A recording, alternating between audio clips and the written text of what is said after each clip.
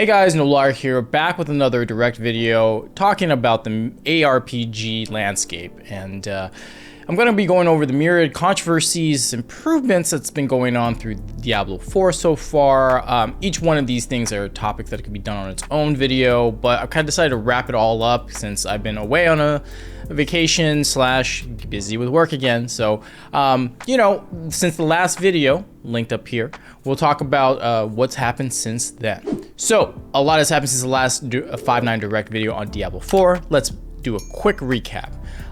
There were patch notes that happened for season 1 and the season of the Malignant, and yeah, they weren't really great. The internet is on fire. And we got a lot of changes. Number 1, everything is worse. Number 2, everything is harder. Number 3, everything you were doing, now you have to work harder to do it again. Number 4, leveling, slower. Number 5, hell tides, worse. Damage reduction, reduced. Vulnerability, gutted.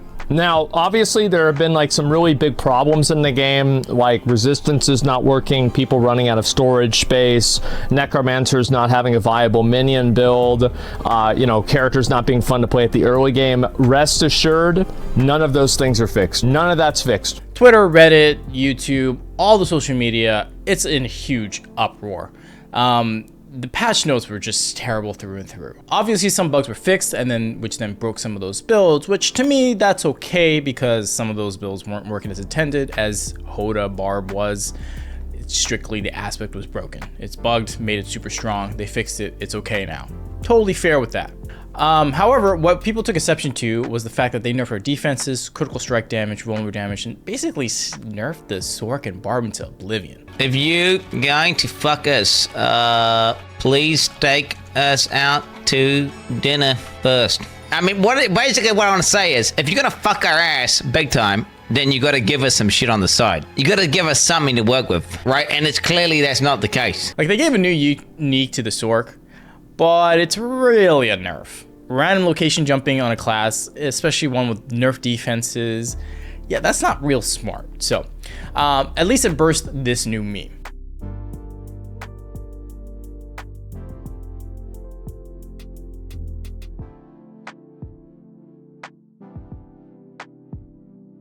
Like, people were so mad about this patch, they swore they quit D4 and then decided to move to Baldur's Gate 3, which is going to be coming out in about a week or so from this recording. Now, if you want us to cover here on 5.9 Direct, let us know in the comments down below. Now, the developers of Diablo 4 weren't deaf or blind. They'd heard the feedback through and through.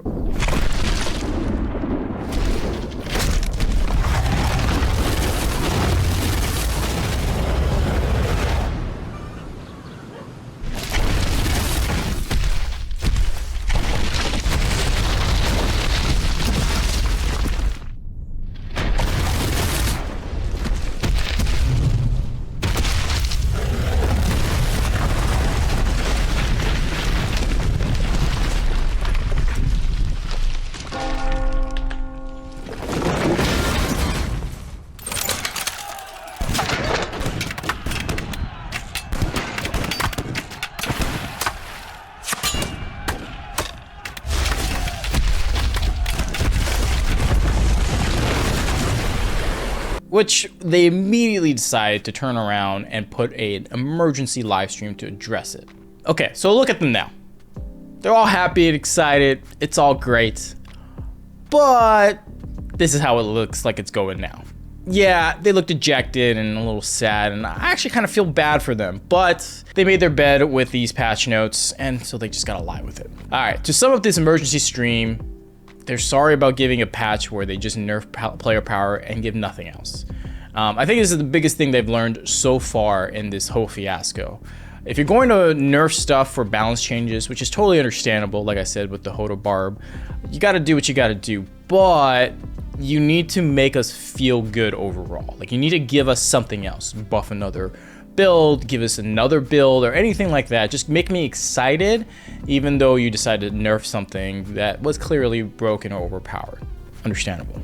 Even they admitted that and knew that, okay, they needed to give something else, which came in this emergency live stream. They decided to buff us in a way by making the monsters a little less strong. So like whatever World Tier 4 or Nightmare Dungeon 100, because of the defensive nerfs and all the critical strike damage nerfs, they now made the old World Tier or Nightmare Dungeon 100 the equivalent of what the current Nightmare Dungeon 70 was. So yeah, okay, they made it better overall, but it came in disparate patches, and so the overall feeling was just completely negative as a whole, just receiving it piece by piece.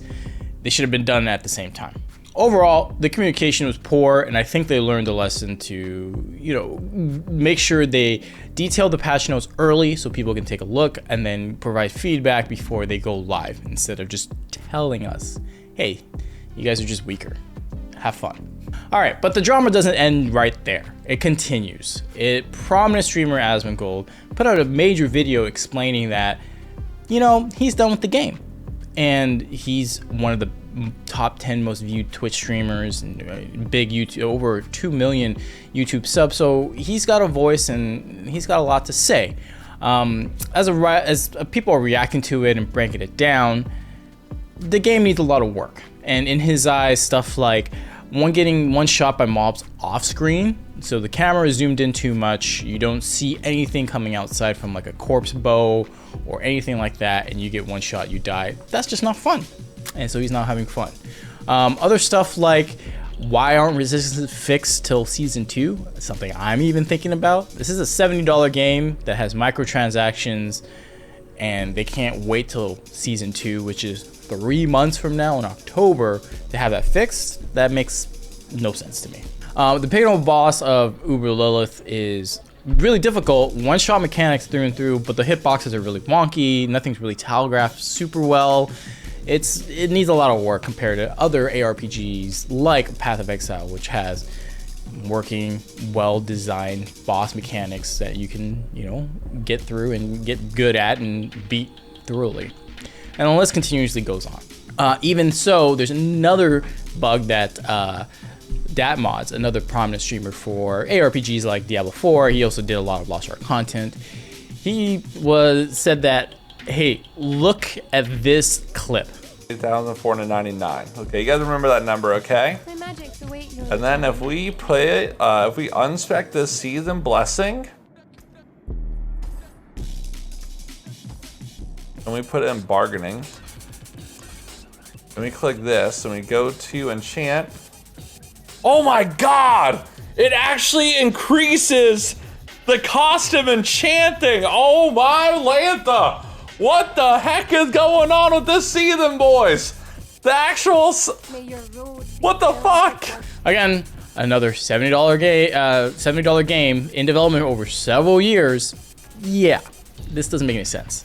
So this was hotfixed immediately. Obviously, it's a bug that affected the player base, but another bug that affects the player base, the resistances, not fixed till season 2. Again, I don't want to harp on it too much, but it just makes no sense to me. All right, there's another thing that kept going on. The hits just keep coming.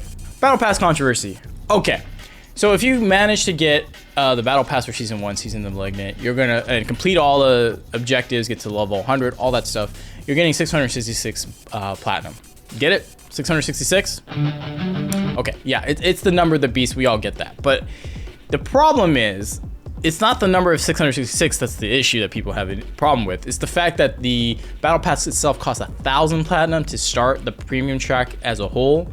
And other games that manage this Battle Pass system, you can complete the entire Battle Pass track and get enough currency to purchase the next Battle Pass, which is kind of how you string along free-to-play players, right? But even then, if they give us 666, you could still buy stuff from the shop, but the problem is the cheapest thing in the shop is 800 platinum. Okay, that's stupid. So you don't earn enough, and you'll maybe earn every 2 seasons enough to buy a battle pass for the next season. That's how it is. Compared to like Fortnite, Call of Duty, Apex Legends, you can just continually roll the battle passes. Now, let me play devil's advocate. The season battle pass actually gives you the battle pass premium, the premium currency, and it gives you cosmetics. Up to you, subjective, if you think the cosmetics are worth it, but the fact that they give you cosmetics plus premium currency, maybe that justifies it in Blizzard's eye, Activision, like it's okay. I don't know. It seems you could go either way, but overall, Blizzard can't stop staying out of the spotlight when it comes to controversies. All right, so overall, there was a follow-up live stream to a few days ago to go over patch 1.1.1, and they buffed Sorks and Barbarians. There's a whole patch list they're gonna do. By the time you guys see this, the notes might be out or will be out, and then the actual patch, the patch itself will be out, I think, in like the first week of August.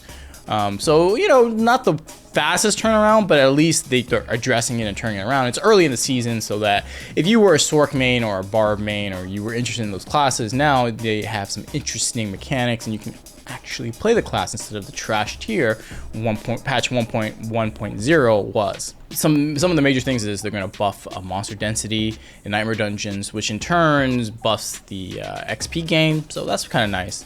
And then, of course, they said they're going to give us another additional stash tab, which reminds me, how the hell did this happen? Okay, let me give you guys some context. In Diablo 3, there was a PTR season where they decided to give everyone unlimited stash tabs. Cool, I could get all the loot, store it, you know, different builds, all that kind of stuff. Now, when this feature moved over to the live servers, everyone lagged to hell. And they had no idea why until the devs just removed the fact, hey, your guys are no longer getting unlimited stash tabs, you're just getting one per season. Which, okay, sure, you know, we kind of scratched our heads and just moved on. And then eventually people were mentioning that it's the fact that when you load the game and you load people into the game, you're also loading all their stash and all their items in their stash tab. Okay, sure, because in Diablo 3, you know, the most you're gonna get is 3 other people in an instance to do content with. All right, not that bad. We kind of just accepted the limitation of the technology and just moved forward. Now, this admission from Joe, people were laughing and screaming at the top of their lungs because how bad and incompetent can you be? They essentially stole or copied the old code from Diablo 3 and how they implemented stash tabs and pasted it into Diablo 4. But the difference is in Diablo 4, it's open world. Now, it's not like a true MMO where you have hundreds of people. You can have as much as 12 people in a shard in a session, right? Well, the thing is, it's still copying the old code, so it's copying everyone's stash and all their items, and it's lagging people, and the game already has performance issues with memory leaks and all this kind of stuff. It just screams that, you know, they use the code from Diablo 3 as a placeholder, and we're like, we'll get back to it eventually, but then they got pushed to push the game out earlier and never, you know, went back to it until player feedback was like, we don't have enough stash tabs and we want more space. I mean, again, it's not impossible. They have to now retroactively look at the code and like fix the code. So this is not something they can quickly do a band-aid solution with. They have to like go deep into it, and it's kind of annoying. So back to the latest live stream. It's the sentiment of the community seems is really good, and so that's good. There you have communication and reasonings behind stuff. It's just the question is it too late? The game is aimed for casual players. There are hardcore players, obviously, people that, you know life the game and all that kind of stuff. I'm unfortunately not one of those anymore. You know, adulting is what it is. But how many of the casual players are going to see this feedback and be okay with it? Or do they already just write this off because the initial patch 1.10, they're like, you know what, I'm tired. There's so many other games for me to play, and obviously there are big ARPGs or RPGs in general on the horizon, such as Baldur's Gate 3, PoE just had their ExileCon and had a ton of stuff to announce for PoE 2, which again is not coming till, at least the beta is not coming till summer 2024, but there's some just major stuff that's coming in there. Again, lots of games coming out, things that take your time. It's not a barren field like Diablo 1 or Diablo 2, where you can take your time, people will be loyal to it. Maybe we'll see how it plays out. But yeah, you let me know in the comments down below what you think, if this is good enough from them, or you're gonna continue to play. Have you started the season of Malignant? Are you enjoying it? You know, I played a little bit. I'm only level 60, which it's been a couple weeks, so, you know, again, fairly casual. And it's been fun because the power that they nerfed essentially was restored with the seasonal mechanic of Malignant Hearts. But then, yeah, so the season's okay. It just kind of sucks for people that just want to play the Eternal Realm and have their main characters, so So that wraps up the Diablo 4 drama as of right now. If you want to hear more about ARPGs and MMOs from yours truly, be sure to hit that subscribe button, that notification bell, hit that like button, and let us know what you want to see. ExileCon, like I mentioned earlier, just wrapped up, and so there's a ton of stuff coming out about PoE 2. So that's something I can discuss with you guys. Or FF14 just announced their new trailer for the next expansion coming out next year. Okay, maybe that's something you want to talk about. You let me know. With that said, I appreciate every one of you watching this and giving some input on the community. And with that said, Nolar out.